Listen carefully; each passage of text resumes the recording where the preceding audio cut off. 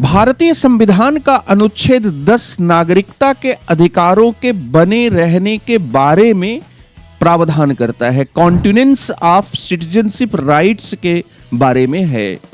इसमें कहा गया है कि यदि कोई व्यक्ति इस संविधान के पूर्वगामी उपबंधों के प्रावधानों के तहत अगर भारत का नागरिक है या भारत का नागरिक समझा जाता है, तो वह संसद के कानून के तहत भी भारत का नागरिक बना रहेगा।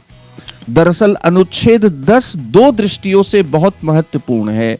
पहला, जो संविधान ने दिया है उसे संसद छीन नहीं सकती, और अगर संसद किसी की नागरिकता समाप्त करेगी तो वह नागरिकता पर अर्जन और समाप्ति से संबंधित अनुच्छेद 11 के तहत जो संसद को शक्तियां दी गई हैं, उन शक्तियों का प्रयोग करते हुए ही वह स्पष्ट कानून के द्वारा ऐसा कर सकेगी। किसी भी दूसरे कानून के द्वारा वह कभी भी ऐसा नहीं कर सकती। ये अनुच्छेद 10 का क्या है, महत्व है। अगर हम इसे उदाहरण से समझें तो एक देश है डोमिनिकन रिपब्लिक।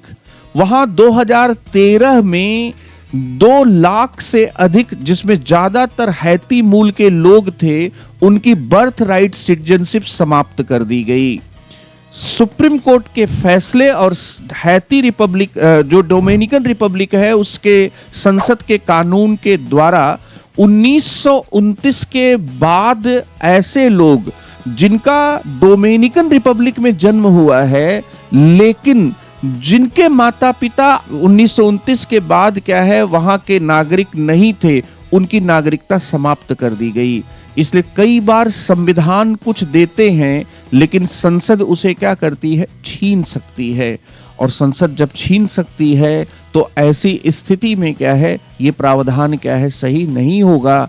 इसलिए अनुच्छेद 10 का क्या है, प्रावधान किया गया है, जिसे कहा गया है नागरिकता के अधिकारों का बना रहना।